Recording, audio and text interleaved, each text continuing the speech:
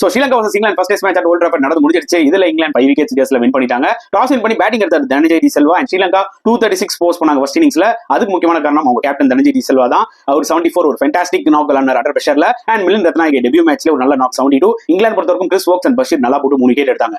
And England first இன்னிங்ஸ்ல வந்து பாத்தீங்கன்னா 358 post பண்ணாங்க. அதுக்கு முக்கியமான காரணம் அவங்களோட wicket keeper batsman Jamie Smith அவரோட மேடின் 100 அடிச்சாரு. And at same time Harry ப்ரூக்கும் நல்ல ஒரு நாக் விளையாடுறாரு, ஒரு ஹாஃப் செஞ்சுரி போட்டாரு. அண்ட் ஸ்ரீலங்கா போலிங் எடுத்துக்கிட்டீங்கன்னா Asitha Fernando was the pick of the bowler, சூப்பரா போட்டு 4 விக்கெட்ஸ் எடுத்தாரு. அண்ட் செகண்ட் இன்னிங்ஸ்ல வந்து பாத்தீங்கன்னா நிஜமாவே ஸ்ரீலங்கா நல்ல ஃபைட் பேக் கொடுத்தாங்க. 326 ரன்ஸ் அடிச்சாங்க. அவங்களோட experience players Mathews and Chandimal half centuries போட்டாங்க. பட் கமிந்து மெண்டிஸ் ஒரு ஃபேண்டாஸ்டிக் செஞ்சுரி அடிச்சாருங்க. இது அவரோட 3வது செஞ்சுரி. அந்த செஞ்சுரினால தான் இவங்களால வந்து பாத்தீங்கன்னா ஒரு லீட் எடுக்க முடிஞ்சது. 205 டார்கெட் செட் பண்ண முடிஞ்சது இங்கிலாந்துக்கு. அண்ட் இங்கிலாந்து வந்து பாத்தீங்கன்னா as usual என்னதான் early விக்கெட்ஸ் விட்டாலுமே அவங்களோட main players Joe Root and Harry Brook and Jamie Smith அவங்க நல்லா விளையாடி இங்கிலாந்து 5 விக்கெட் வித்தியாசத்துல வின் பண்ண வச்சிட்டாங்கன்னு தான் சொல்ல முடியும். ஸ்ரீலங்கா பொறுத்தவரைக்கும் அசிதா பெர்னாண்டோ ஒரு நல்ல ஒரு பாசிட்டிவ் இந்த சீரீஸ்ல அண்ட் கிறிஸ் வோக்ஸ் கலக்கிட்டாரு ஃபார் இங்கிலாந்து.